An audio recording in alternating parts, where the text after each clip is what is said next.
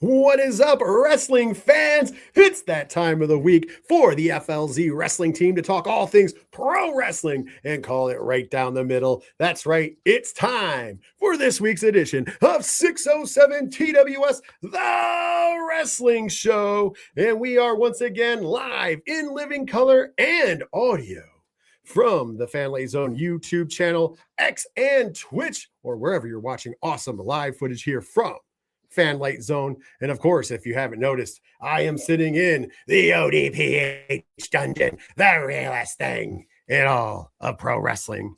My name is Rich. I am your host here. Of course, I'm joined by my esteemed colleagues. First of all, she joins me each and every week on this program. She is the first lady of Fanlight Zone Wrestling, but she is also, or Fanlight Zone as a whole, actually, at this point in juncture.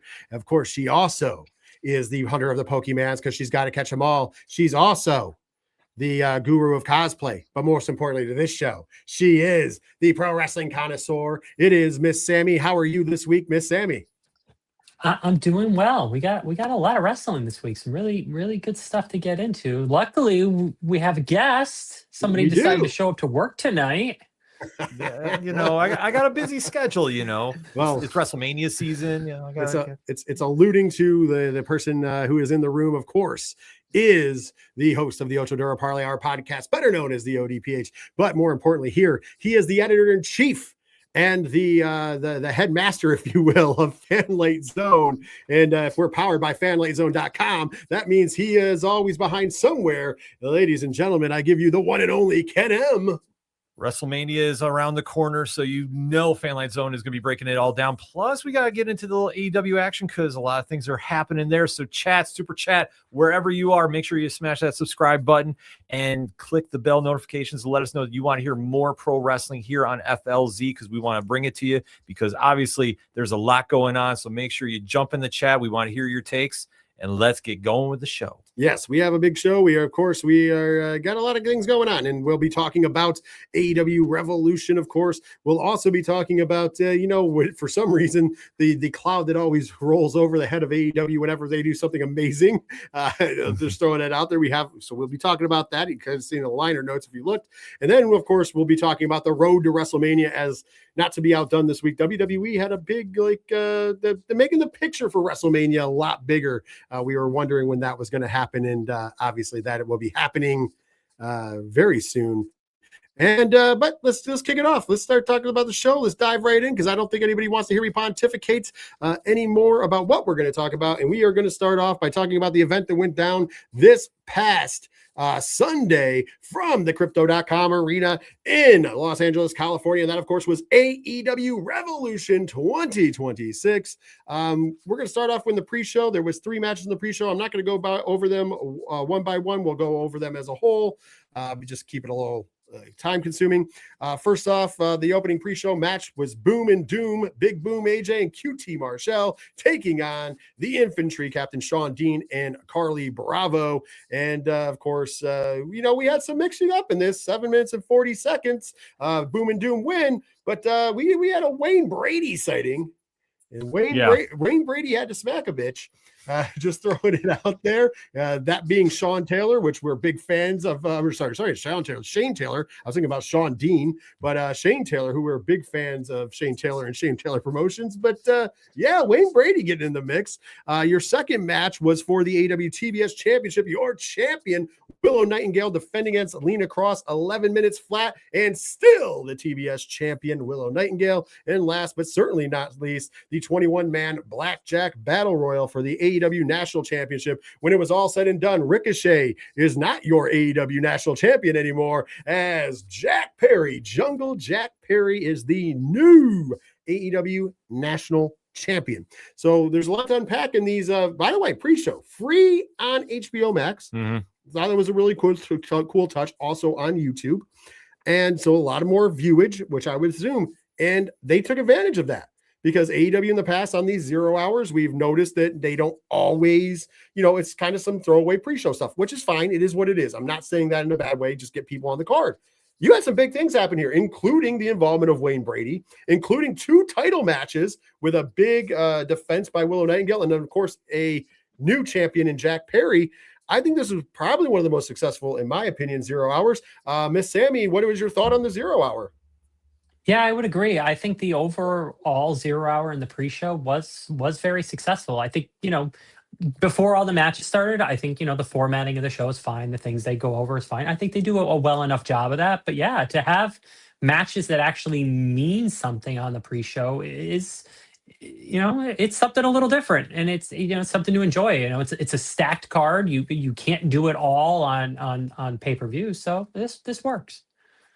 Jen, what were your thoughts on the pre-show and takeaways? One of the better ones, I would say. The Battle Royal was just a little... It was a Battle Royal. Well, it was a Battle Royal. Battle Royals are tough. But just how they were kind of structuring, because like who's in the ring, who is not. There's a lot of, jumping to the outside, which is great action. Don't get me wrong, but it's kind of like trying to sort out what exactly was happening. That was a little tough, but honestly, I thought this was one of the better ones. I love seeing Willow and Lena in the first match, or the first real match of the night there. Big Boom and everybody there, that's celebrity, which, listen, I'm not mad about. I think it's a great move for AEW to get some, more fans tuning in. So yeah, this was a big bucket of win, I think, and seeing the Scapegoat walk away with the belt, much overdue. Listen, when I was booking wrestling, I used to tell people about the Battle Royal. My famous line was, "Get your ish in and be safe." Yep. And I mean, I think they did that fine here. Once again, I agree with you. Not a Battle Royal is not for everybody, but you know what? Everybody got their ish in, and so far it looks like everybody was safe. So yeah, and you had a new champion, which is, I think, the big takeaway is Jungle Jack Perry. It was very critical about them going back to Jungle after the Scapegoat character, in my opinion, was a really good character. And I know that you share that opinion, but hey, maybe this sets it aside, and now we actually have some importance to Jack Perry once again. So hey, we'll see. However, we got the show started hot because the opening contest of AEW Revolution was for the AEW World Tag Team Championships. Your champions, Dax Harwood, Cash Wheeler, the FTR, with Stokely in a wheelchair, a blinged out wheelchair, but a wheelchair nonetheless, taking on the Young Bucks, Nick and Matt Jackson, who were accompanied to ring by their children and nephews and nieces. Interesting moment. I thought there was a lot of fun going along with what they did. They said that, FTR did involve the family. So the family men that the Jacksons are, they came out. But this match got 18 minutes and 50 seconds at the end of the day. And still the AEW World Tag Team Champions, the FTR. And listen, I before we talk about what happened after the match, because the first 4 matches, there's after match stuff, which is important. But before we talk about what happened after the match, let's just talk about the match itself. I thought, and I'm going to go to you first, Sammy, here. I'm just going to say the statement. I thought this was a very good tag team match in an era where tag team wrestling has been put on the back burner.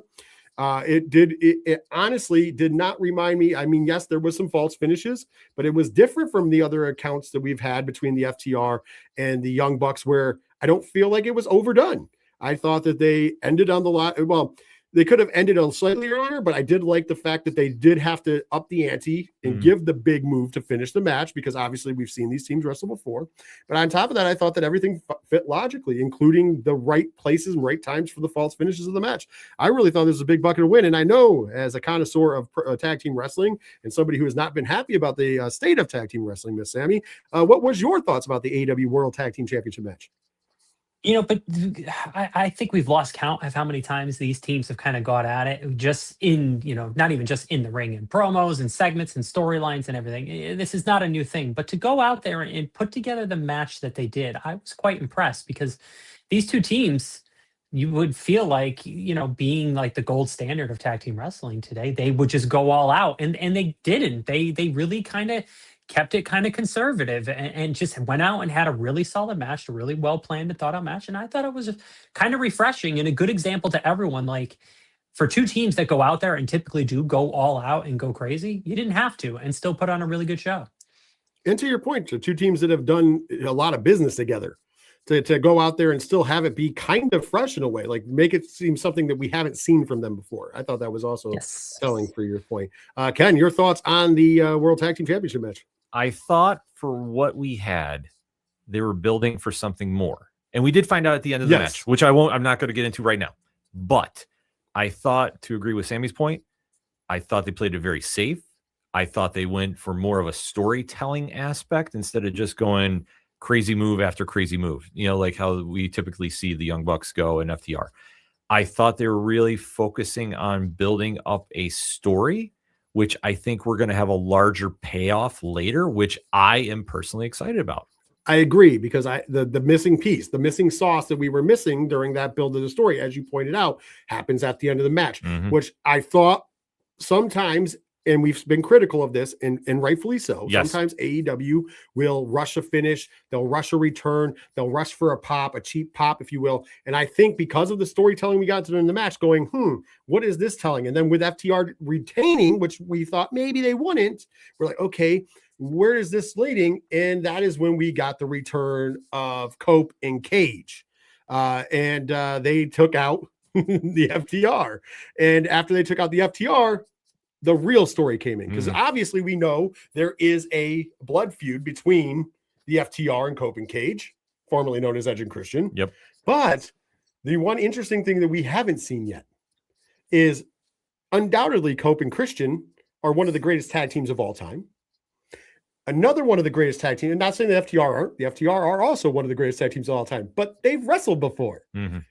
They haven't wrestled the Young Bucks, who are also one of the greatest tag teams of all time, and we got the tease. So we were kind of wrong in a way. I know I said on the show that I thought that maybe the Young Bucks would win, Cope and Christian would come back, and we would get a match between them and the FTR, and it would lead to somehow the Young Bucks versus Cope and Christian down the road. I think I got it in a better way. I feel like you have now FTR versus Cope and Cage for those tag titles, a possible win for Cope and Cage, and then possibly you could do your biggest show at All In with the Young Bucks versus Cope and Cage, two of the greatest tag teams of all time, for the World Tag Team Championships. I feel like we got a big bucket of win all the way around. Ken, your thoughts? Absolutely. That's what I think they're building up to. And the fact that they're setting this up nice and easy, you're really starting to get invested in this. And like what Sammy's been saying for weeks, tag team wrestling has been more or less flatlined over in AEW. This is now sparking interest in this. And when a tag team division is doing good for a company, this is good for wrestling, period, and good for them. So I'm all in. Sammy, button it up. Yeah, I think what I'm most excited for, though, out of all this is that, Cope and Christian and the Young Bucks, that'll be like the A storyline of tag team wrestling in AEW. So then FTR being the champions, they got to pivot and work with someone until that kind of storyline is over. So I'm interested to see who that is, because that could be a very sneaky, fun story as well. So who's going to be that fourth team kind of sitting there at the top of the tag team card? I'd love it for it to be Private Party. Private Party? That's who I think should, but we'll see. We'll see. I digress. Okay. All right. So let's move on to the next match of the card, and that would be the timeless one, Toni Storm taking on Marina Shafir in a singles match where everyone was banned, 9 minutes and 50 seconds, and the timeless one would come out with a victory via roll-up, a very anticlimactic victory. As myself and Ken M were watching this together, we're kind of, if you were going to do that victory, you should have just done the, when she hit Storm Zero, have the win. Yeah. Because you had a flurry for whatever reason from Marina Shafir that didn't look great to only be rolled up by timeless Toni Storm. And then this one, I'm not going to bury the lead on just because it goes down in the WTF Hall of Fame, and not for the good reasons, but Ronda Rousey gets in the ring, and Toni Storm and her have a little back and forth for Marina Shafir to take a cheap shot at Toni Storm while distracted. Meh reasons, right? Yeah. Ken, thoughts? Before that all happened, it was what it was. Like I say, this probably had, I don't want to say a great storyline built in, because we already had the payoff moment with Wheeler Yuta getting his hair shaved off. So this is kind of a fallout from that. But if it gave Toni something to build into. I'll be honest, I don't understand the Ronda addition here, unless it's to kind of piggyback some promotion going into a fight with Gina Carano, which from a business, what does it look like? Yeah, from a business standpoint, that makes sense. But knowing past comments and the history involving said person in wrestling, I don't necessarily know if it's going to pay off like Tony Khan and company are hoping. I agree. Sammy, your thoughts? Yeah, Ronda Rousey returning to wrestling was not on my bingo card at all. So and hey, this could be fun, mate. It could be a fresh start for her. It's a new place. Their approach to wrestling is different. That could very well work for her. Who knows? This could be a one and done. This could be a Macho Man in TNA, a one and done. You show up and then you do your one thing and then you're never seen again. You never know.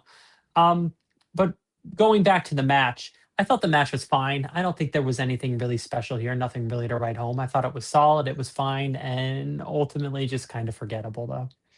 Yeah, and I want to add in there, like, because we have to call it out and be fair and call it right down the middle.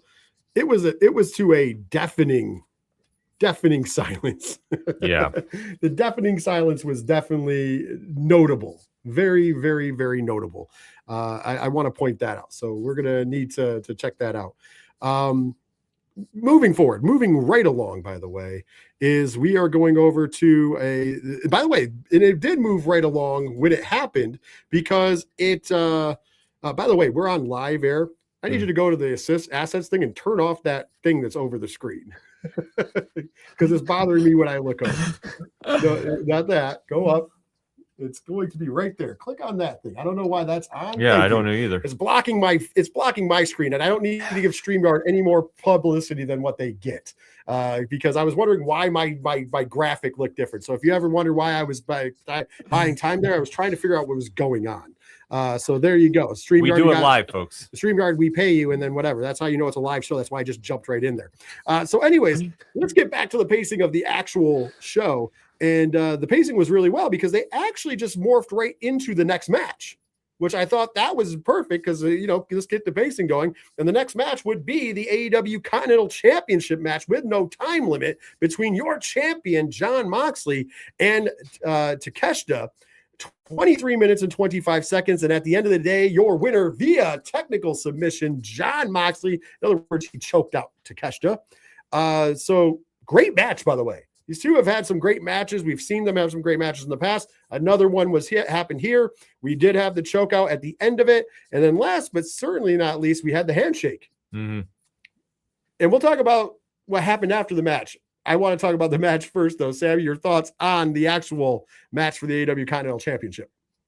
This was my match of the night. This is the match I enjoyed the most. I really liked everything about this, the match. And obviously what happened afterwards, but just the amount of storytelling that happened here is what I truly enjoyed. And this was my match of the night. Get him.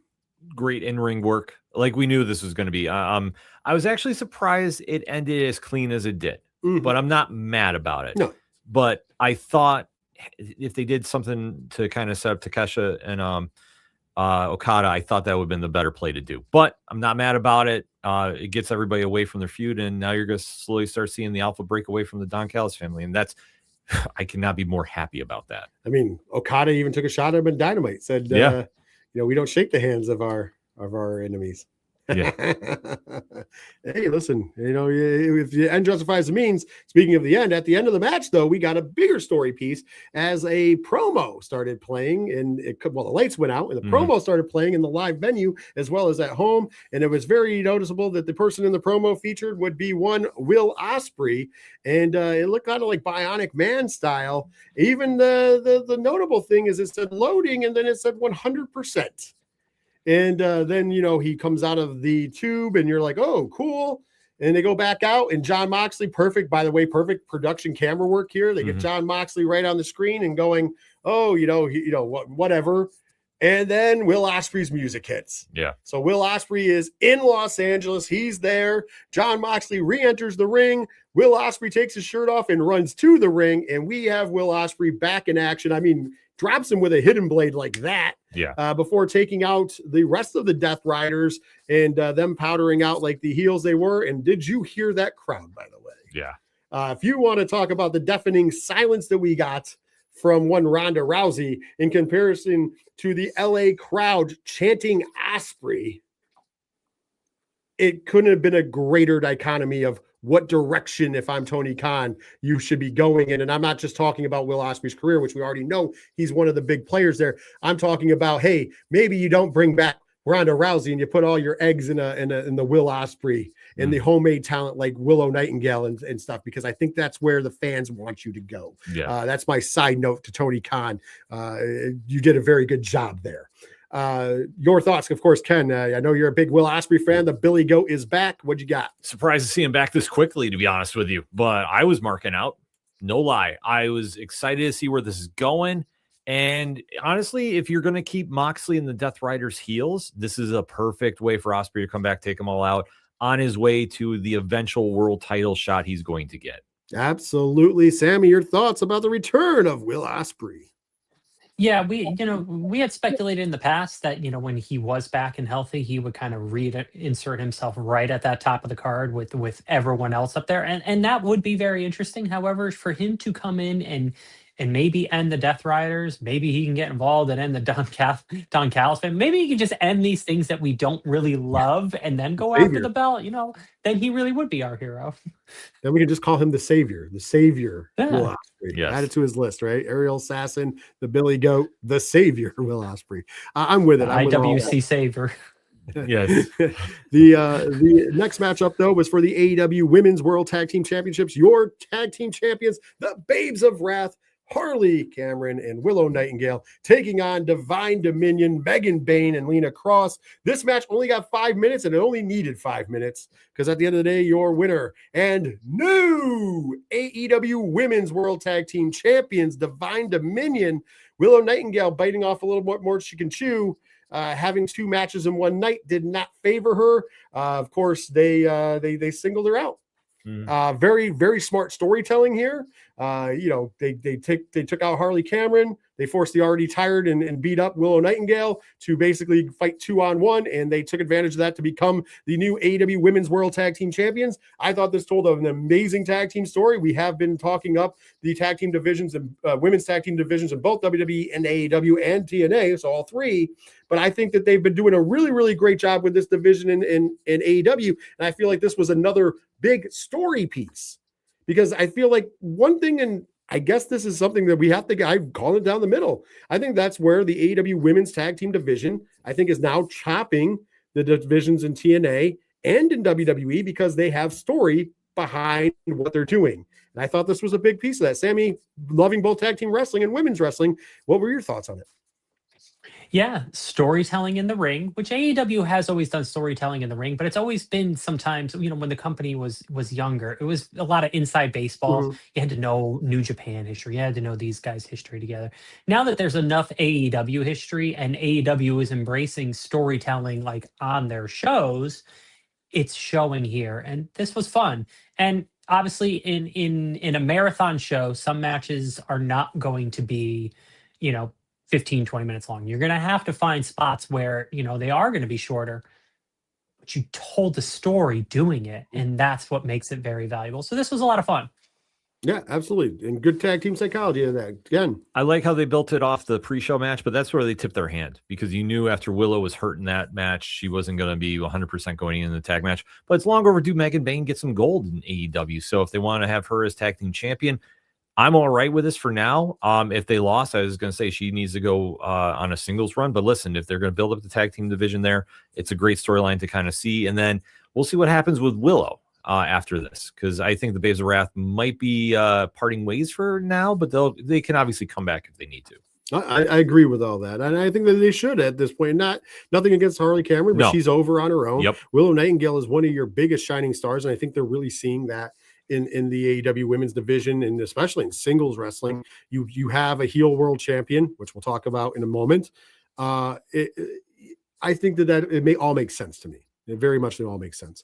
Next up, talking about a grudge match between two guys who, when you want to talk about two guys beating the hell out of each other, Swerve Strickland defeats Brody King 14 minutes and 50 seconds. And oh boy, listen, once again, great storytelling in the ring. The knee, Swerve goes after the knee instantly. Brody King is on an injured, is kind of injured throughout the match, sells it well, still kind of overcomes, and then Swerve picks the bones, because that's what Swerve Strickland does. The battle of two bad mofos, and I think the winners were us. Ken, your thoughts on Swerve versus Brody? Loved everything about this. this is the perfect way to do this. Brody doesn't lose any momentum in this. They can always run this back if they need to. But for Swerve to get back into his full heel persona, he needed this match. He got this match. Great things are coming for him. I can't wait to see it. Sammy. Yeah, couldn't agree more. I'm intrigued to see where Brody goes from this, because he's still red hot, and maybe it is just running back with Swerve to kind of get that check mark win back over Swerve, and that could be a lot of fun. We'll see. Well, you can do that, but you can also move him on, because let's be honest, Brody King is as you pointed out, over, because at the end of this match, when Swerve Strickland went to go back in with the cinder block, which we haven't seen in a while since he's been a heel, but because he was a face and he wasn't using it, we saw the cinder block. It looked like he was going to try to take Brody King out, and that's when the return of Kenny Omega happens to run off Swerve Strickland. So that was a great return as well. And once again, much like Will Ospreay, gigantic pop from the LA crowd, showing that there is more, in my opinion, especially in AEW, there is more intrigue by the home, if we'll call them homegrown talent, the guys that and the girls that are there, that come and show up to work. It's not like the WWE world where the universe is happy to see, and this is not taking shots at anybody particular, because I think we've had some great, crossovers, whether it was Jelly Roll or Bad Bunny or even Logan Paul, even though I know he's a full-time wrestler now, he's still Logan Paul, right? But I think that in the world of AEW, the wrestlers are favored over everything else. And I think that once again, the crowd showed that with Kenny Omega getting a gigantic reaction to obviously some big money. Once again, Kenny Omega is a primetime player. Swerve Strickland is your franchise player, as I've said. Having those two guys go against each other is a big program for both of them going forward. And I think that does great work for both of them, and also keeps them out of the world title picture as long as MJF is champion, because obviously there's other things you can build there as well. Next up, though, we alluded to it earlier. 2 out of 3 falls for the AEW Women's World Championship. Your champion, Tekla, the Toxic Spider, taking on Chris Statlander. This match got a total of 17 minutes and 30 seconds, and it would end with a 2-1. And still, your AEW Women's World Champion, Tekla. Toxic Spider, once again, shows why she was a huge free agent signing for AEW. When people didn't know who she was for whatever reason, and I understand not everybody watches wrestling from around the world, but and they thought that AEW lost because they didn't get Stephanie Vakir and they got Tekla instead.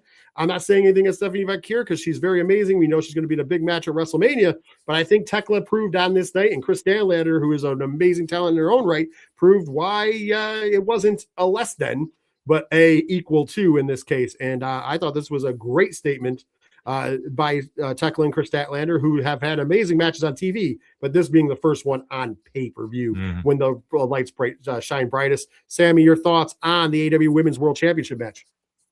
Yeah, when Tekla first came in, obviously it was just a bit of a weird, situation. Like people did not really even know who she was. They were not really open, but she has earned her place on that roster by just having banger after banger, and this really highlighted her run so far in AEW, and there's plenty more to come. This was a really, really solid, fun match, and you could run it back at some point. I don't want to see it right away, but you could run it back at some point, or they both move on to different people and do different things, but AEW women's wrestling is in a very, very good place after many years of it just not being.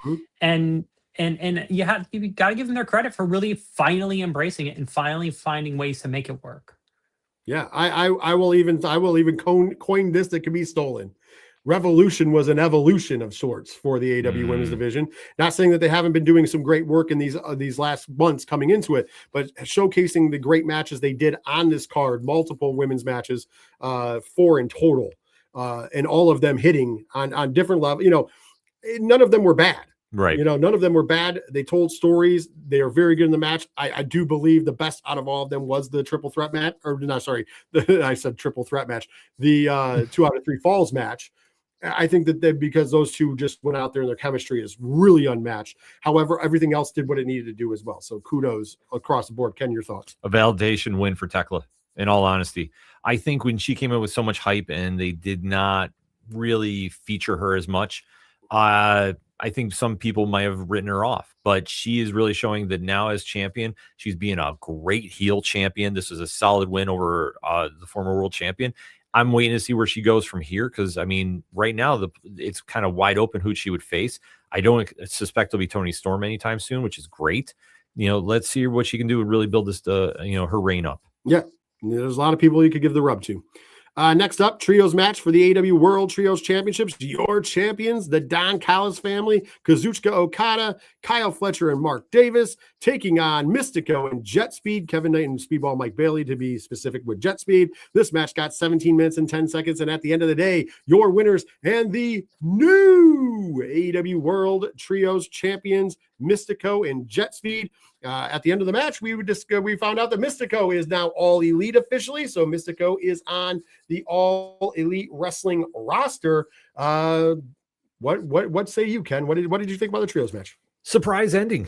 To be honest with you, I did not expect Aussie Open and Okada to lose. No, I was really thinking they would retain. This would be a great time if you were going to move Kevin Knight and Speedball Mike Bailey on their separate ways because they've been doing great singles work lately. This was the time to do it. I'm not mad about the Mystico signing, though. I think it's great, and especially if you want to give him such a big moment, you keep them together. I was kind of puzzled by the ending, but I'm not mad about it. Okay, Sammy. Don Callis family falling apart. That's a big bucket of win for me. So and yeah, Mystico being there, that's cool. I like that. And you know what? I agree that they've both been doing a lot of good singles work, but they were doing a lot of good work together. So, to try and extend that a little longer and give them their, the opportunity to have a belt, sure. Yeah, I'm fine with that. Yeah, and I think that Mystico and what we're going to talk about next is kind of evident of taking some luchador action and bringing it there. I think that and Tony Khan has always been good about bringing in the luchadors and bringing in Japanese wrestlers and all the international flair in AEW. But I think WWE kind of stole some thunder with the Triple A deal. And I think that I think the writing was on the wall to kind of steal some of that thunder back. And I think signing Mystico is part of that. And then your next match, you had Andrade El Idolo defeat Bandito in 21 minutes. First of all, I'm not mad about the length of the match. I thought it was interesting that they gave them 21 minutes.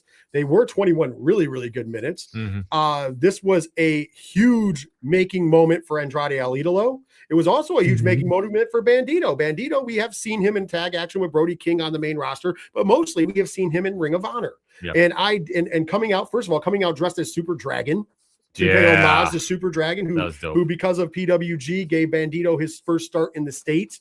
And that was super cool to see. And the crowd, of course, knowing because AEW fans know the indies, chanting Super Dragon was amazing to pay honor to Super Dragon, who has had a huge impact on pro wrestling, whether some fans may know it or not.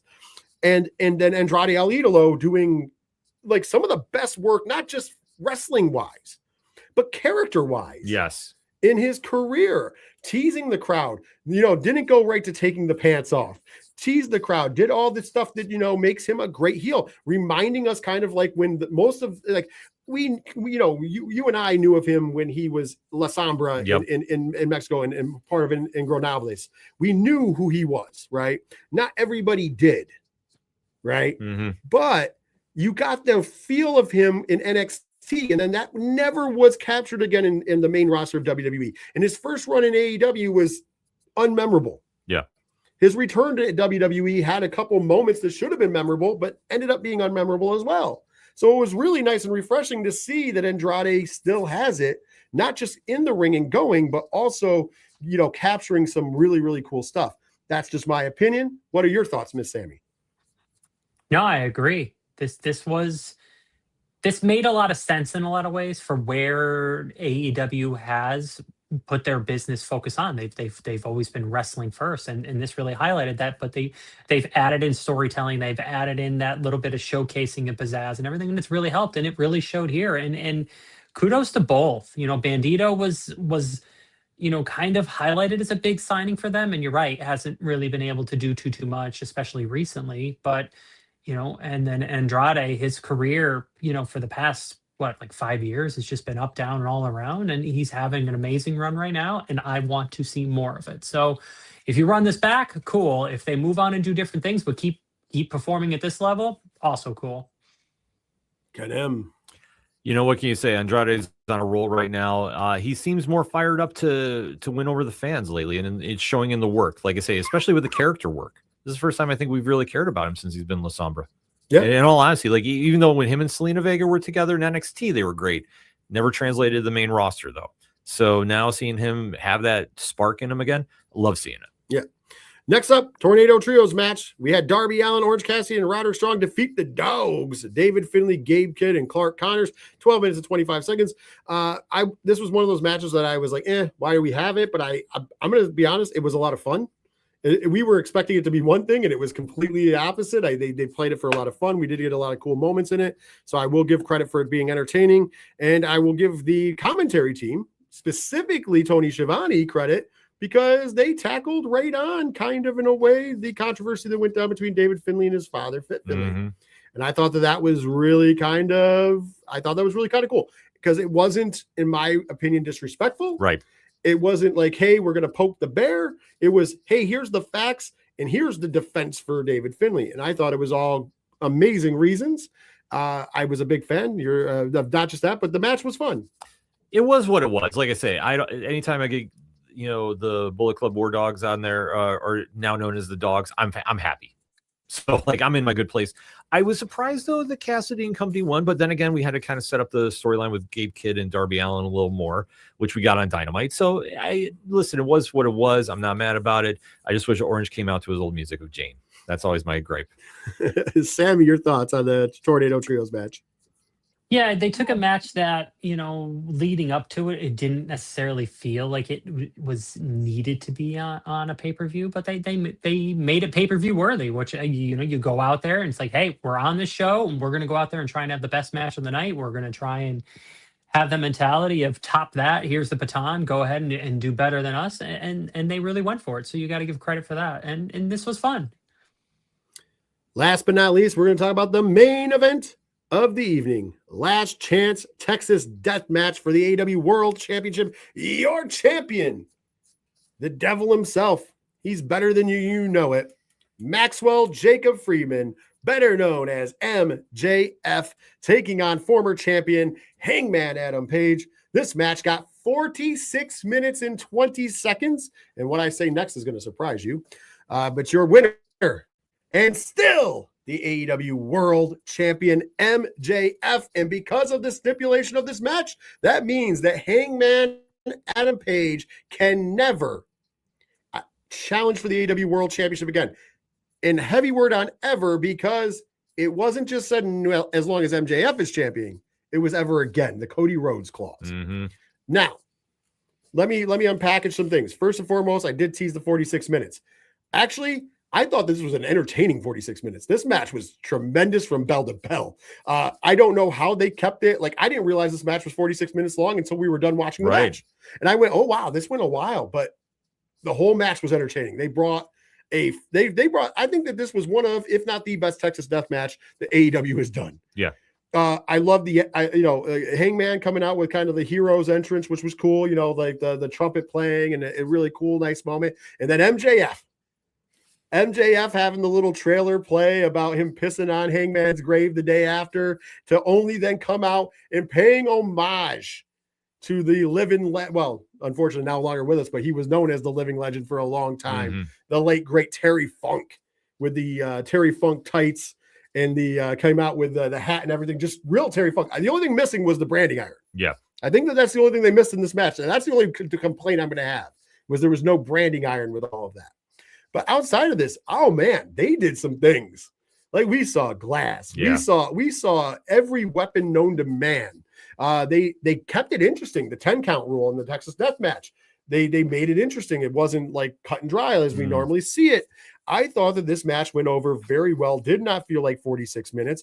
And I think, going into it, we talked about this. I think MJF being champion and retaining was the right move. Yes. He is the guy that should be on the horse currently, because there's so much more we can set up big money wise with him as champion, not taking anything away from Hangman, but I think Hangman is a better challenger than he is a champion. Mm-hmm. Hear me out. And I've said this before. This is one of those times in wrestling you can never believe ever. And there's always a way that the cowboy can do some cowboy shit and get a title shot. Because remember, the nice story about Hangman is he can go to any lengths.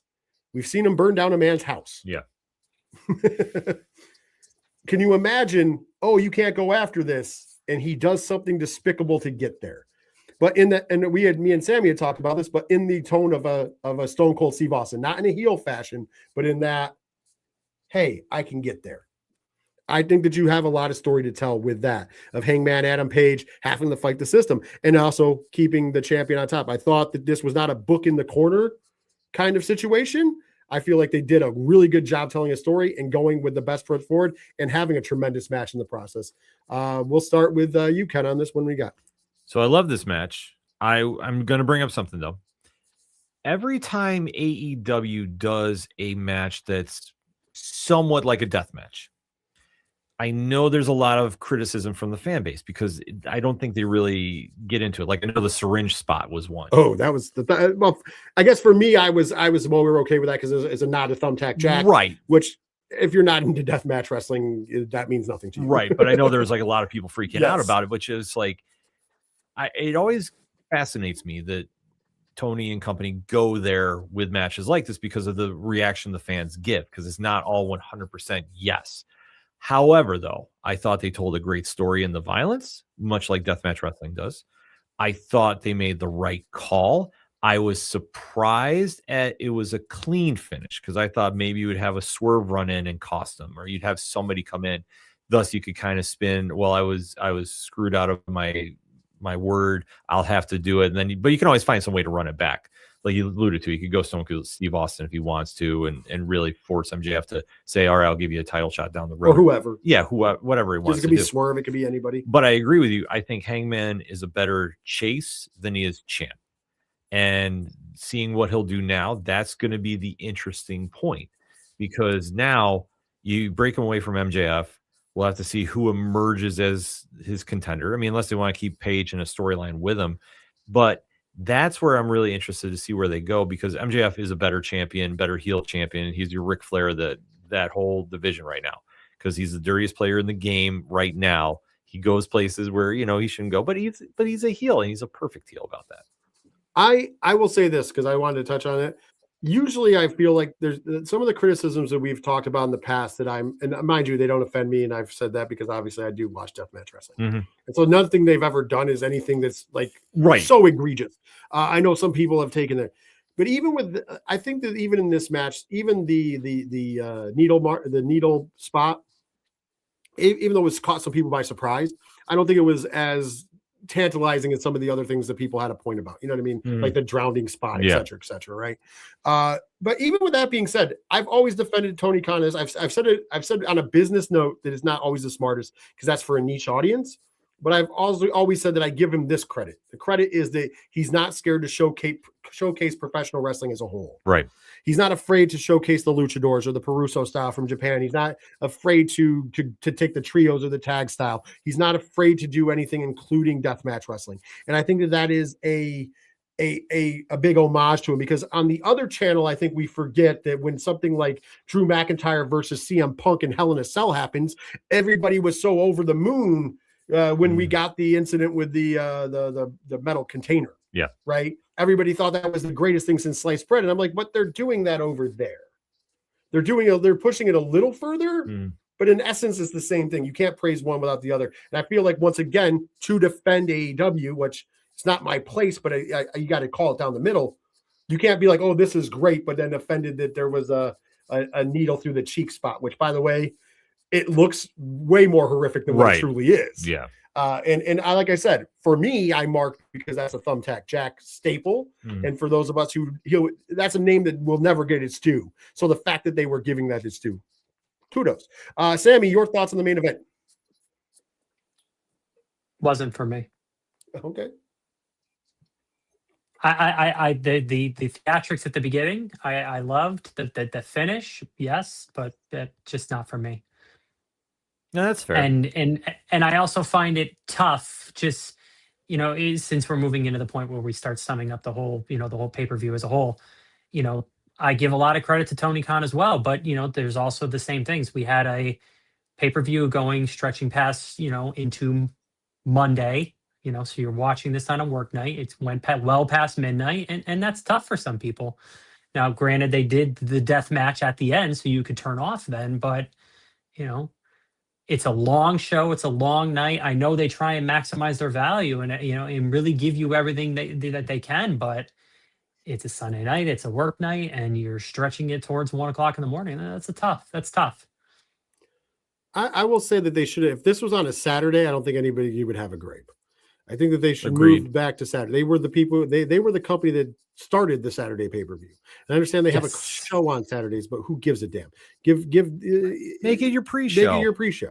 However you have to do it. The point of the matter is, if this is the on pre-shows Saturday, go about 2 hours anyway, right? The whole pre-show. So what does it matter? This pre-show only went an hour, giving them credit. Right, but bump it up to 6 to 8 on what is it, TBS or TNT? It's TNT. TNT. So you bump it up there. You lead into it. I mean, you can do the half hour, like because they always show it after Dynamite anyway. The road to whatever, so you can run that for a half hour and then just go an hour and a half Collision. You're fine.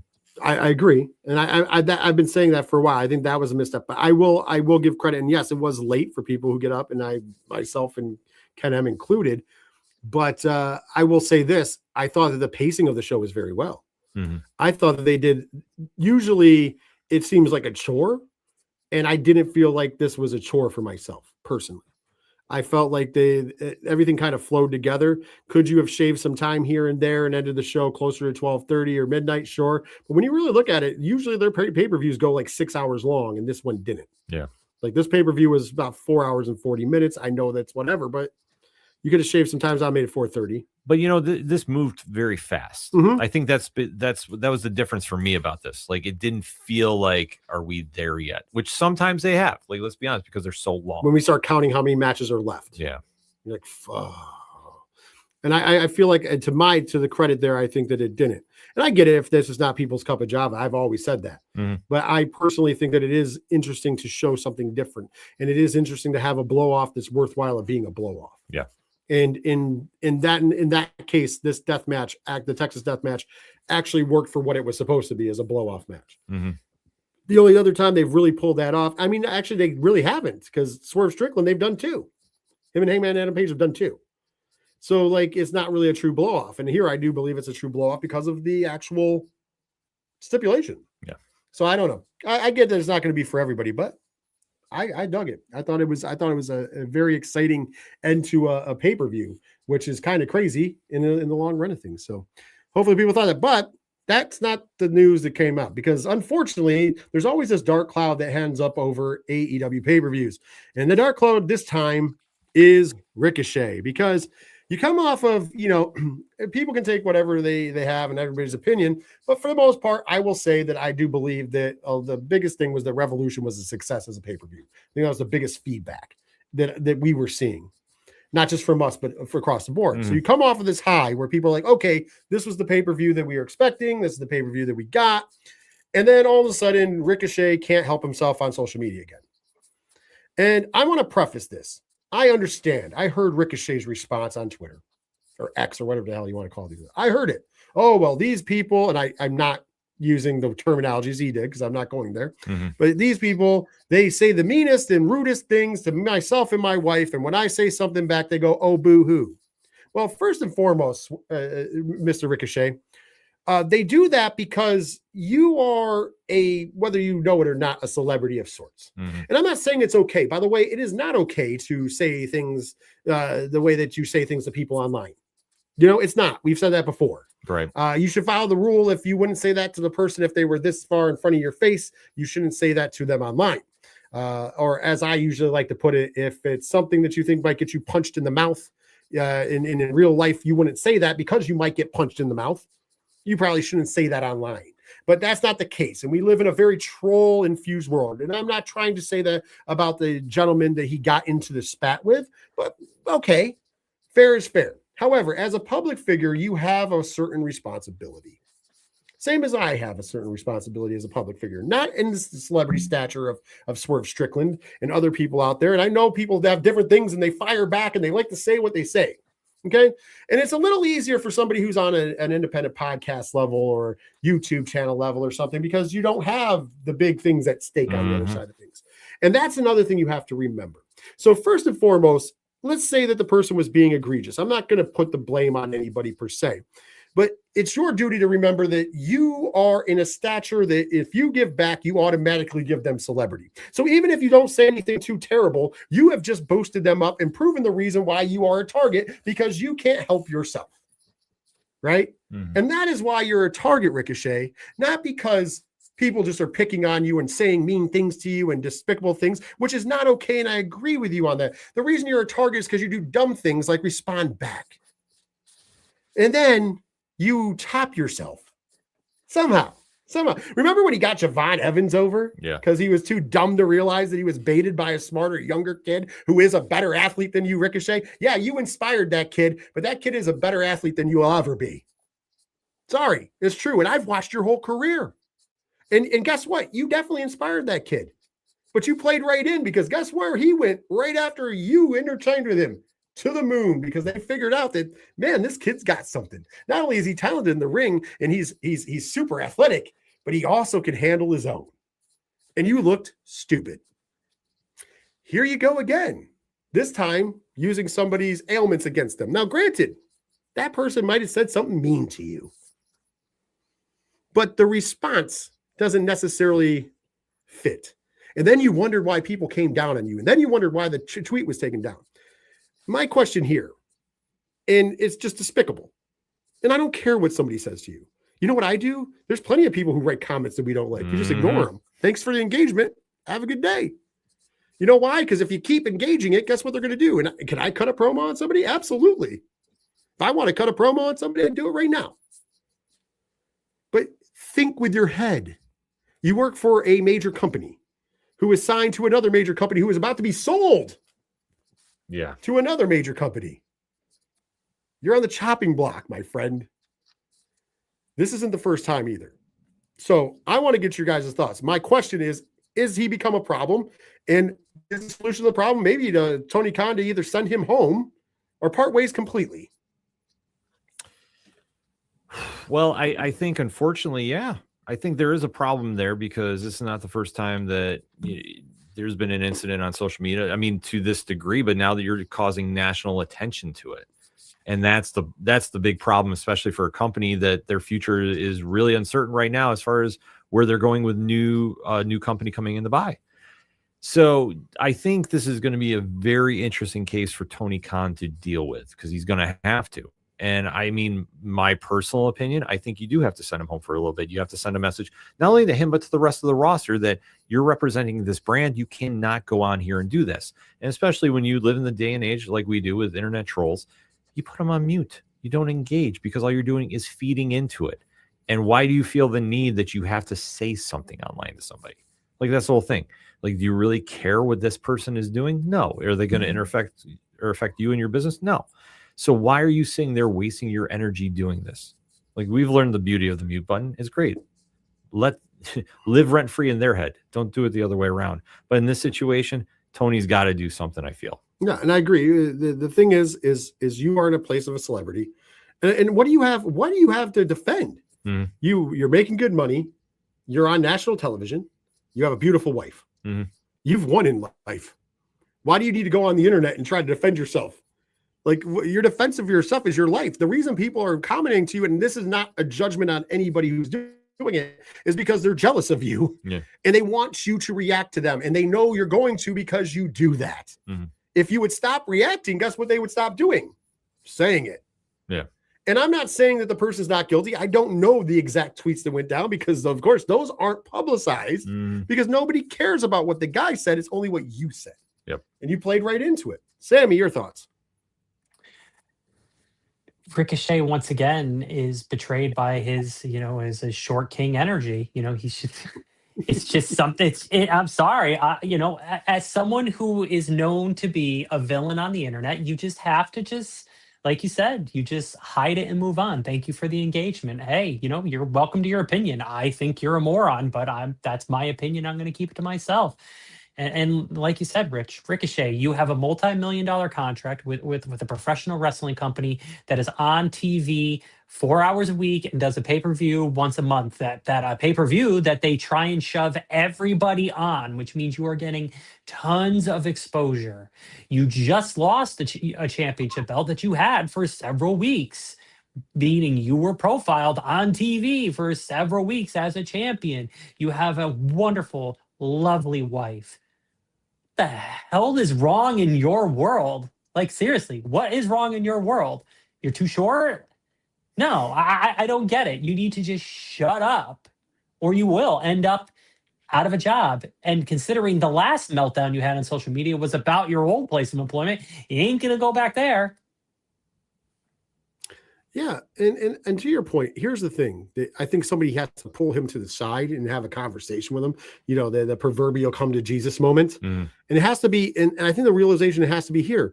There's a way to handle this where you still can talk shit, but still come across. Yeah. You know, and yes, I'm not defending. By the way, this is, and I said it earlier, I'm not defending people saying crappy things to people, because you shouldn't. But you should just take it with a grain of salt, because you know what you could do? Instead of responding back something about somebody's ailment, you could just take a picture with your beautiful wife and say, it's kind of funny. You think I'm a loser or whatever, because I don't know. Yeah. I'm not such a loser, am I?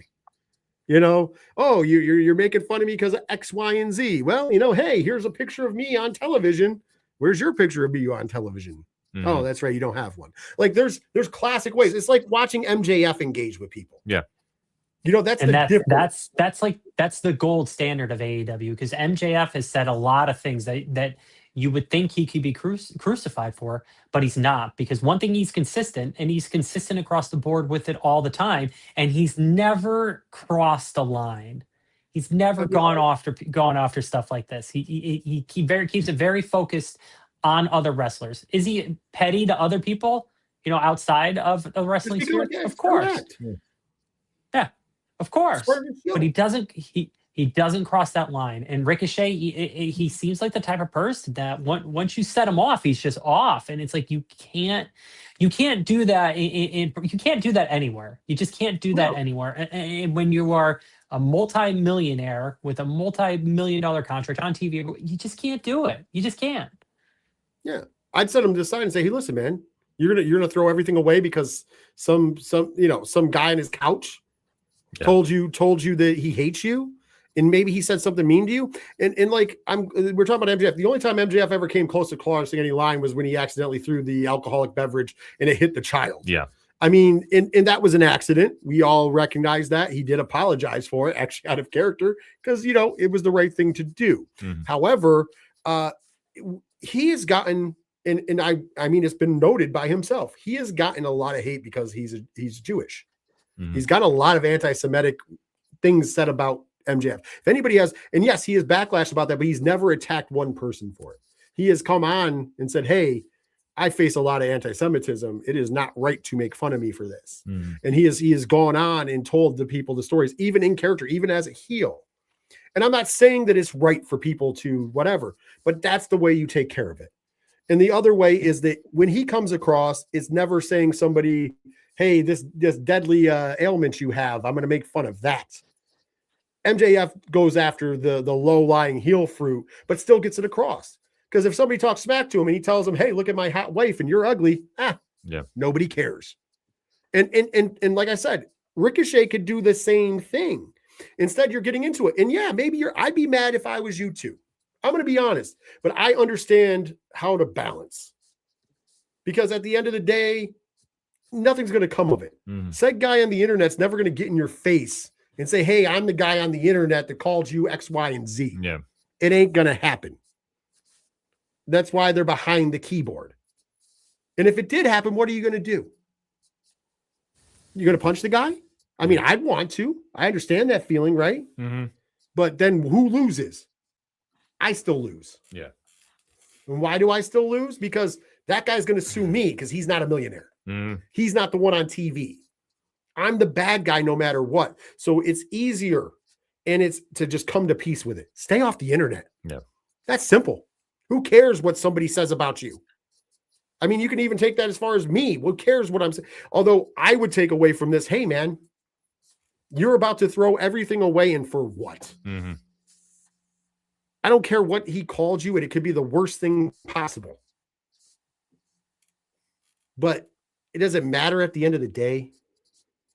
You live in a nice house with your beautiful wife, featured on television and making a living. I'm sorry. Yeah. Don't take it there. And once again, I'm not defending the people who say crappy things to him, but that can't be your excuse when you get caught with your hand in the cookie jar. Yeah. You gave them, and that's why they keep coming for you, because you keep giving it to them. And eventually you're going to cross the line. If this isn't the time, eventually you're going to say something and you are going to pay for it. Because you never know. Defamation is a thing. And they're not a public figure. You are. The bad part about putting yourself in public is you don't get the same defamation rights as other people, because you are a character that's portrayed on television. So it's not defamation because they're talking about the character and not you. I know it's crappy, but that's just facts. However, if you say the wrong thing about somebody, that can become considered defamation by you because they are a private individual. It's called the law, and it does not protect you, unfortunately. One time you might say something to the wrong person and the wrong act might happen, unfortunately happen, and then you get sued. So not only would you be out of work, you would now lose everything on top of all that and have no backup plan. Think about these things, because these people are trying to get you to do that. That's all their goal is. You're their ticket to 15 seconds of fame. Congratulations, you played into the part. And now we'll see what it costs you. But I'm with you. From TK sending people home for less, like right now, when there's so much uncertainty in the air with the purchase of WBD, especially when you know that the other guys are in bed with the guys who own the company that's about to own you. I don't know. I'd play it safe just in case. Just saying. All right, let's go over. Let's switch the channel just because we do have to talk about. Look at that. We're going to talk about the road to WrestleMania, but I thought that this got me pumped. I'm not saying everything has got me pumped, but this got me pumped. We had Monday Night Raw. We had a tease. It looked like Brock Lesnar was going to come and take out Seth Rollins for what he did to Paul Heyman. And he got cut off by the ruler, Obafemi. We got the moment. The crowd was into it. And oh boy, Obafemi. Yes. He threw Brock Lesnar down like he was a child and then stepped on his chest and pointed to that WrestleMania sign. So I think it's official. We're going to get Obafemi versus Brock Lesnar at WrestleMania. Big time match for the ruler and a high stakes thing. I know that we speculated about it. There was some speculation that Brock Lesnar refuses to lose this match. There's been a lot of speculation, but once again, this is still a big attraction match and a big star-making opportunity for Obafemi. I thought on Monday Night Raw, in comparison to our conversation, because I'm going to send it to you next, Sammy, I thought in comparison to our conversation, at least they handled it properly, because Obafemi came out of this looking like $1 million and gave him a signature moment that you can play on highlight reels forever, because him slamming Brock Lesnar down like a child and stepping on his chest will be something that you see on video packages from now until the day that Obafemi retires. So I thought that this was actually ingenious to get him over. Sammy, what were your thoughts on this segment for Monday Night Raw and the fact that we are going to get Obafemi versus Brock Lesnar at WrestleMania? You know, the speculation was rampant. Would we get this? Would we not get this? Would they pivot to Seth? Would Gunther get involved? And nope, we're getting it straight up. And I think another part of this whole segment that we didn't even touch on was Paul Heyman. Seeing Paul Heyman come out there with the gray unshaved, he looked like he hadn't slept in 3 days. And the black eye, he's leaning into it. And he's done it before, but he did it again because it's very effective. And it's that part of that old school wrestling mentality, which sometimes is a little lost, but he does it. And I wish others would embrace that. But this was a beautiful segment. It really was, and this was a lot of fun. And it's exciting because it hopefully is a huge star-making moment for Obafemi. And one thing I also really hope from this segment beyond that is that Seth Rollins' involvement in it is now done. I don't want him to be like, backstage, next week, like, yeah, Obafemi, that was really good. I'm glad I planted that seed in your ear that I can distract him. I don't want any of that. Let Obafemi and Brock do their thing and Seth moves on and do something else. I don't want any sort of a tie into it. I want him different paths. I agree with you 100%, because that was my only detraction from the segment before I pass it to Ken for his thoughts, was the fact that I thought Seth stayed in the ring way too long. I don't know why Seth took forever to powder out. Like, as soon as Oba was on the way to the ring, Seth should have gotten out of the ring. It's no longer about you. And as much as I like Seth Rollins as a wrestler, and I think he's a consummate pro, I think that was one of those selfish moments where he just stayed in there too damn long, because he should have powdered right out. when Oba's on his way to the ring, that's a good time to get out of Dodge, because we're not here no longer to see Seth Rollins versus Oba Femi. We're here to see Brock and Oba. Get the hell out of the way. So the two big boys, because it's not like Brock threw him out of the ring or anything. Like, my just get fear the hell was out that of he there. was going to walk. My fear he was going to walk over to Oba and like raise his arm or whatever. And I'm like, oh God, please, no. Stay Right. away from this. I agree with you. That must be a big distraction. Ken. I think Seth was scared of Oba, and that's why he didn't move. He was paralyzed in fear, and that's why he stayed in the corner, and his knee was not 100%, so he couldn't run. So he just said, okay, I'll just play it cool. Play dead and pretend to play dead and be like, oh, Yep. maybe my path be violent. Yeah, like maybe he won't see me because the sheer moment of anybody who's not familiar with what Oba Femi's been doing down in NXT. Oh, you now know what the hype is, because I have never seen Brock Lesnar thrown around like that in any sport competition known to man. So that was a star-making moment. I love the little thing that Brock did while he was down on the ground for everybody that's saying, like, oh, he wouldn't put Oba over. He told Oba to put his foot on his chest. He did that very subtly. So if you watch the replay of it, you can see him. And then when Oba did it and then pointed to the WrestleMania sign, it was a moment. And then we see him leaving the ring. You see a single tear coming down Oba's face. Why? He's caught up in the moment, because now this is a marquee matchup. He knows he's going to be a made star in WWE after this match. And there's a lot to be excited about with this. So I think that, yeah, Oba and Brock are going to kind of set up their own thing. The only time you might see Seth get involved, which I don't doubt WWE doing this because of reasons, is they'll have a Seth and Oba tag match against Brock and whoever Seth's going to be facing at Mania. Like, that'll happen on Raw. But other than that, no, I think everybody's going to stay away. And then as long as they stay away from Danhausen, they'll be fine. Because he'll just curse everybody. Curse, man. He's over. For those people who didn't think Danhausen was going to be over, he's over. All right, let's talk about the rest of the WrestleMania 42, Road to WrestleMania 42 update that we got. And, of course, the other big, huge, gigantic news coming out was the signing of the contract for the WWE Undisputed Championship match between the American Nightmare Cody Rhodes and the Viper Randy Orton. And we got what we thought we were going to get, and a little more. We come out. There's a little bit of back and forth, very cordial. As soon as Cody puts his name on that contract, though, yeah, he has now found out that you can't trust the snake that is the Viper. And Randy Orton, oh boy, took his ass out. I don't think we've seen an ass whooping and a beating like that on television in quite some time, especially in WWE television. Even Jelly Roll had to get involved to try to stop Randy Orton. And then, of course, fast forward to Monday Night Raw, where Randy Orton said he was having an interview with Michael Cole and then cut him off to have a phone conversation with somebody on the phone, mystery man, if you will, to then tell Michael Cole he wasn't going to be doing any of the interviews, to only leave with the cryptic, wrestling has more than one royal family.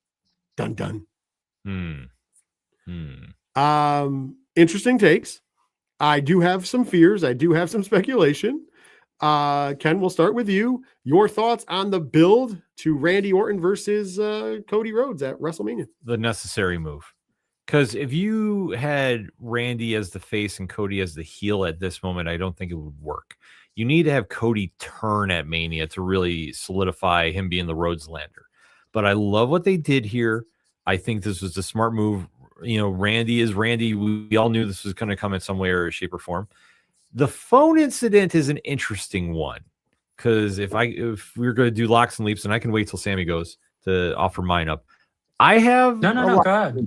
Okay, so I think the lock is actually Kevin Owens. Ooh, because remember, they're BFFs. In That's true. Storyline. Kevin hates Cody.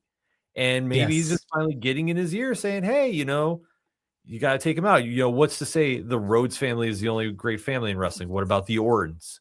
You have to think about yourself and the generation, that you are. I like it. You kind of spin it that way, because otherwise, I know the even bet is Ric Flair, which I don't want to see.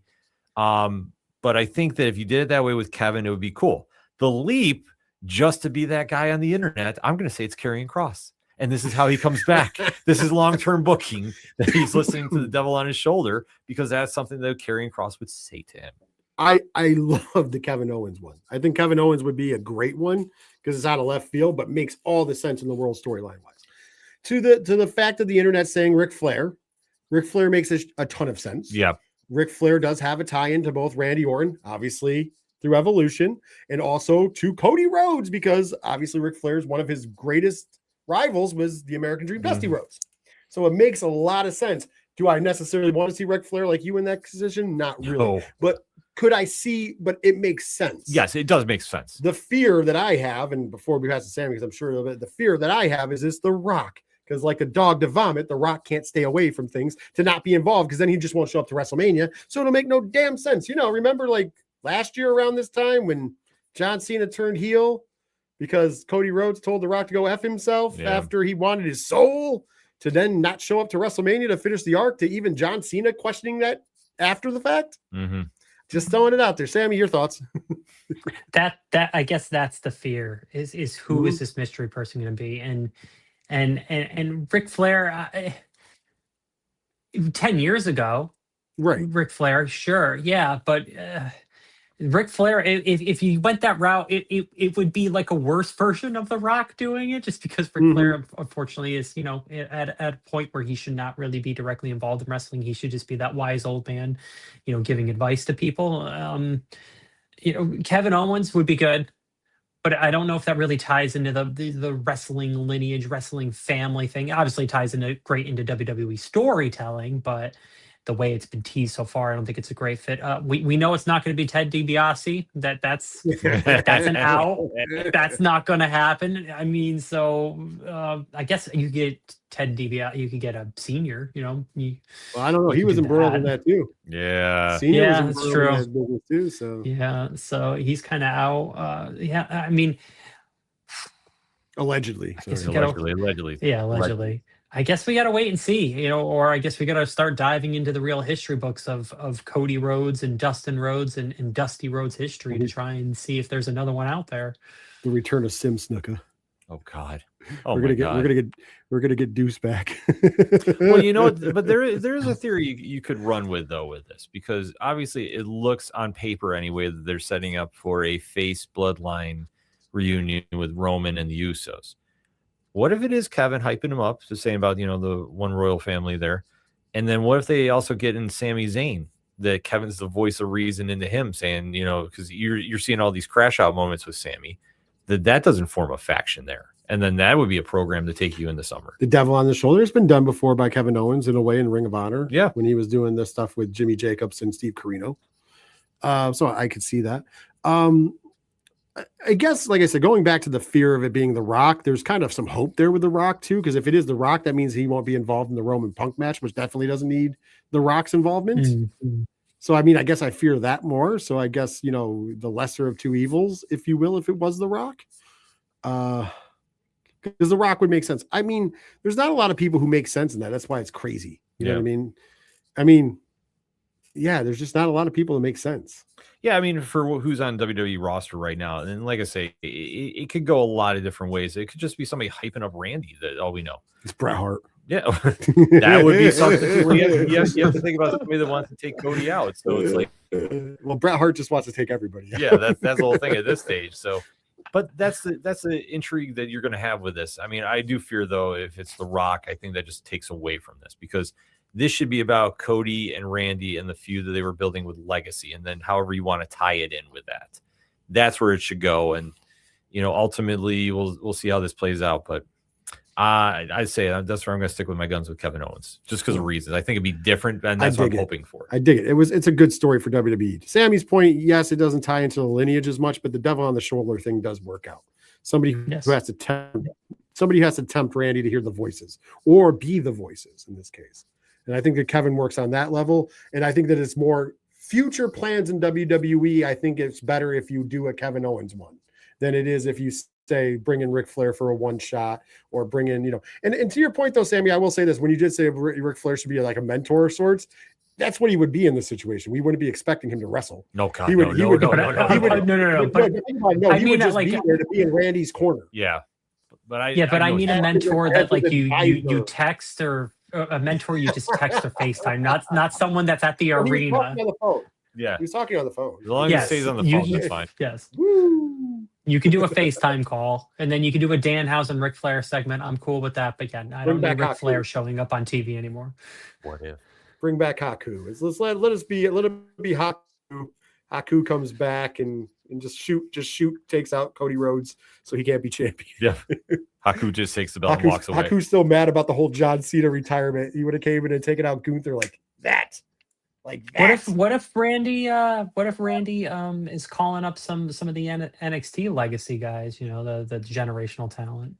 Start a new legacy group. I don't know if they've done a good enough story with that. Yeah, that's the only thing. I think for Randy to lead a faction at this stage, I think would be kind of an interesting take. But I don't think, like to Rich's point, I don't think they've done enough to really like be a faction. It's almost like if they brought up Dark State, like it on paper it might be something, but I just don't think they've done enough to get over with the crowd. I mean, I do like what they're doing with Lexus King. Yes. And I do. And now adding in Charlie Dempsey. Charlie Dempsey, thank you.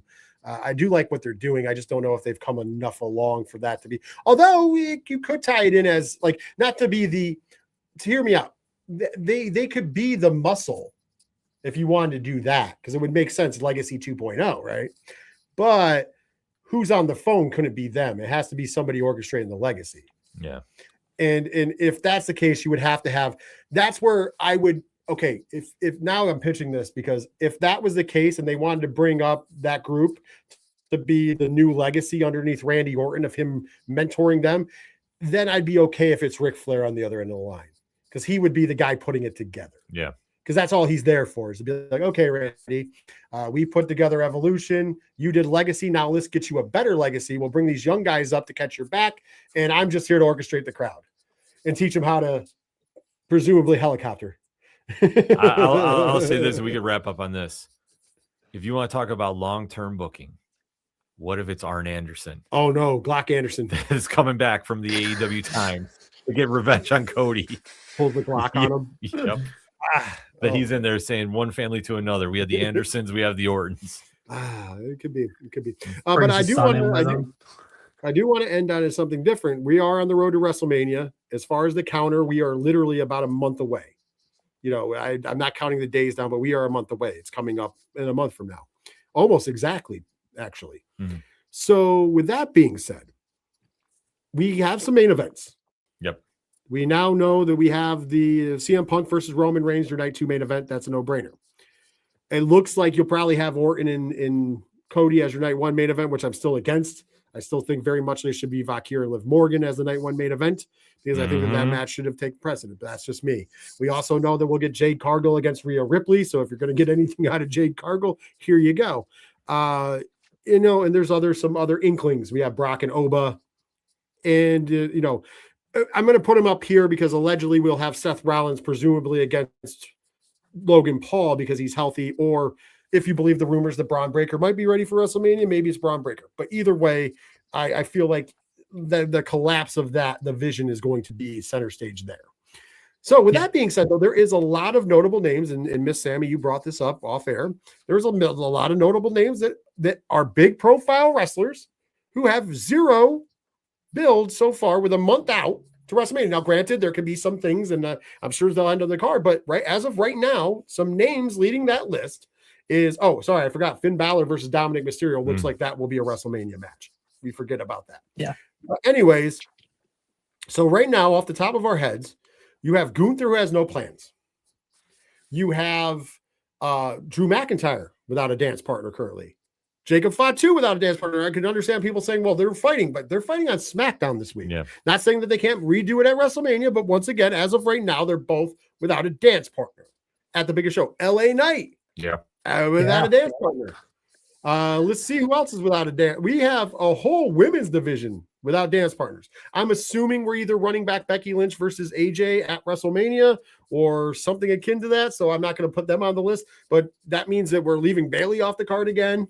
That means we're leaving Lyra off the card again. That means we're leaving possibly Io Sky off the card again. Like, I'm just saying, these are people who have no plans as of right now, a month out from WrestleMania. Is this troubling to anybody but me? And Sammy, since you brought it up, you get to go first. Yeah, so I want to tackle Gunther because I think Gunther. It looked like he was working towards a program with Rey Mysterio. That's why they were doing the Dragon Lee stuff. But the reports are is Mysterio is not going to be healthy for WrestleMania. So Gunther, he retired Cena, he retired Styles, Retired Goldberg. he retired Goldberg. I mean, maybe maybe we were talking about Bret Hart showing up. Maybe that's what he does. He comes and cuts a promo on Goldberg. Anyway, no, I'm just. So what do you do? Gunther. What do you do? What do you do with Gunther? I saw someone had pitched the idea, and this is the only thing that would make sense because Gunther has to be on WrestleMania and he has to win. He can't lose. He has to have a big match. I think he has to have a big match. It has to be it needs to be some sort of a high profile match. And the pitch that I saw that I think is the cleanest, easiest, simplest thing to do, it's Danhausen. Yes and no. Because I mean, he wins. like it, it's not. I know it's kind of a cop out, but he wins, and it doesn't hurt Danhausen in any way. Danhausen will just come out on the next night on Raw and say he won the match. That's fine, but hear me out. If you're going to leave certain people off the card and you put Danhausen on the card, and I love Danhausen, love that Danhausen. Not saying I don't, and we all know that. I've already said my WrestleMania moment is him and R-Truth meeting up for the first time should be at WrestleMania. That's not a match, that's a segment. Mm-hmm. My problem with it is this. You have Gunther, who has retired John Cena, retired Goldberg, retired AJ Styles. It is presumed that he will be retiring Brock Lesnar at SummerSlam. Presumed. That is what the working concept is, correct? Correct me if I'm wrong. You're right. Yeah, it's the working I think that a throwaway match against a Danhausen does not help Gunther. I mean, it gets him on the card, but that doesn't help the mythos of Gunther. Go ahead, Ken. No, right, I actually agree with Timmy on this. But hear me out. Hear me out. It would be the most overbooked thing ever because the minute he'd say he would curse Gunther, then John Cena would come out. Then AJ Styles would be the ghost of everybody he's retired would come back for vengeance just to make it a big old CF. But then if you do that means Danhausen goes over. Right. But that's why I say it would be a joke thing. And then, like I say, Gunther does the job, whatever. But then the next night he absolutely obliterates Danhausen to get his heat back. That's the only way that would work. But I don't see that. I like the idea. Yeah. Like, do you want to book him? Right? Do you want to book him against Penta IC title? I don't really want to see that. No, you can't book him. No. You can't book him up against any. Right? You can't put him up against any of the other guys that are currently not in the picture.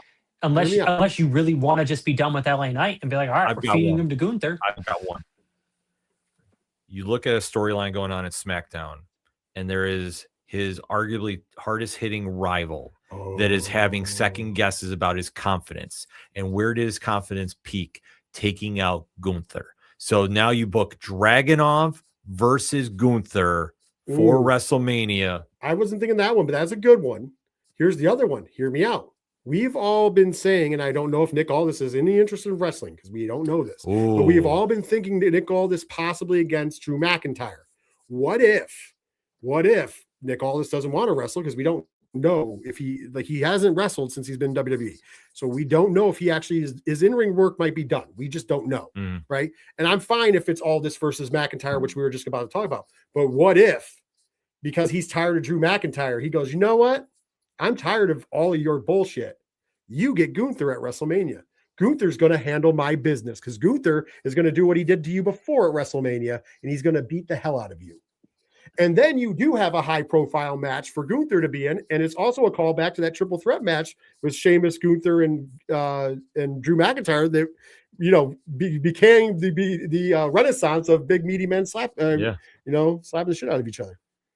That's where it came from, and that's also where Sheamus's banger after banger came from. So I mean, there could be a storyline there. Now that I'm thinking about it, and I do like your idea going back to it about the Danhausen thing and the ghost of the past and costing the match. My only issue with it though is then the next night he has to take out Danhausen, and that means Danhausen's on the shelf, and I feel like you need him on TV.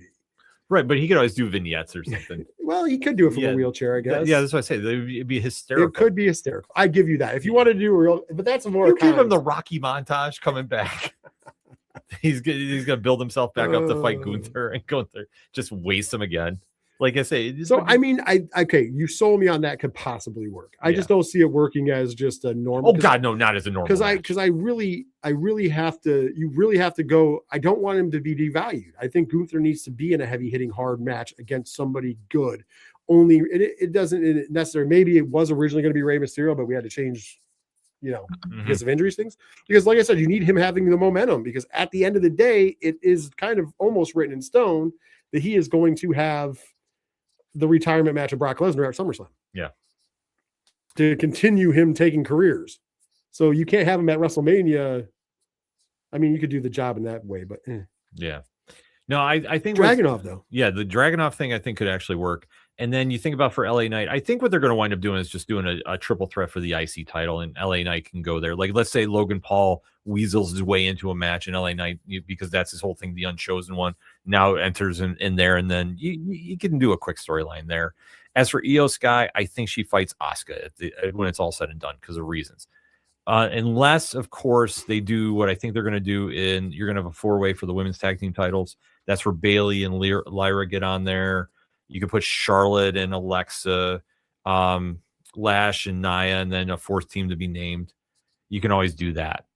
So I think that'll get everybody on the show in that aspect too. And I think that covers most everybody.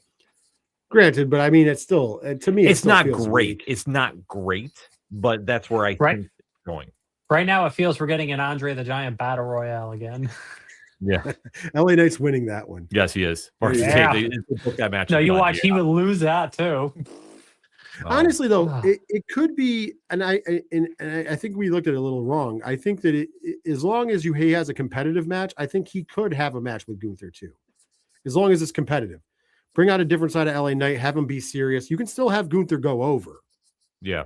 But have LA Knight actually be serious for once and try and have it super close. And then he gets the rug pulled off him. And then you can have the Gunther, which we do see occasionally, the rare Gunther nod. He doesn't shake the hand, but we've seen it a bunch of times with somebody earns his respect. He gives him the little nod before he leaves. Yeah. And we've seen it with a few different people, Cody Rhodes being one of them. That might be enough to put over LA Knight for something. Because I'm still on that. I mean, they've never gotten past the shit or get off the pop with LA Knight. And that's why I think it's never going to happen. Although after seeing Unreal, I know people thought it was misjudged, but I mean, is he shooting his own self in the foot? Yeah. You're not taking advantage of the spots that they built to make you a bigger star. That's kind of on you. Yeah. You forgot a moment that would have been huge that they could have used the book. And then they had to change horses because you botched it. I don't know. Yeah. I don't know. But I still think that usually I'm kind of irritated that we were already booked and we know the road to WrestleMania. There's nothing spontaneous, but I feel like this year has been a little lazier and we're just not getting everything. Well, I think injuries have played a large factor, and I think that they've had a pivot, and I just don't think that they've done it well. I mean, all things considered, when we get to the show, it'll be worthwhile because I mean the main events are there and the marquee matchups are there. But for the overall cards, I just think it's just kind of piece it together as we go, just because of injuries. Because I think had Braun Breaker not been injured, Bronson Reed not been injured, that plays a big factor into things. And then everybody else, but. For where we need to be for the marquee stuff, we're there, and we just got to fill out the rest of the card. Agree. I can agree with that. Agree with that. I can smell what the Ken is cooking. Hopefully, we don't smell what the Rock is cooking. No, God, no. Same way. With that being said, that's going to do it for this week's edition of 607 TWS, the wrestling show. Of course, you can check us out every week right here on the Fanlight Zone YouTube channel or the Twitch or X, where we are live each and every week. And of course, make sure while you're at it that you go on over to the Fanlight Zone YouTube channel and subscribe if you're not already there. Make sure you smash the subscribe button, click the bell icon for notifications, and hit that thumbs up to help us with the algorithm. And on top of that, make sure you go over to fanlightzone.com, the place that powers it all, checking out the great comic book reviews and everything else that we got over there, because we are comic books and pop culture. And come on, let's be honest, wrestling is a little bit comic book and a little bit pop culture, all rolled into one. And of course, we will be back next week at 8 p.m. Eastern Standard Time on Thursday, as we always are, to talk more things pro wrestling, including more updates on the road to WrestleMania, because we are firmly on the road to WrestleMania. Like I said, we're about a month away, so therefore things are going to be happening. Also, TNA is going to be making it back in next week because there's some big things going on over there, building to a pay-per-view. And of course, I'm sure we'll be talking more about what All Elite Wrestling is doing on their way to Dynasty, which is also right around the corner before WrestleMania, actually. So with that being said, for myself, for Miss Sammy, for the editor-in-chief, Ken M., take care of yourselves. Take care of each other. And last but certainly not least, for everybody who can hear my voice, later, wrestling fans.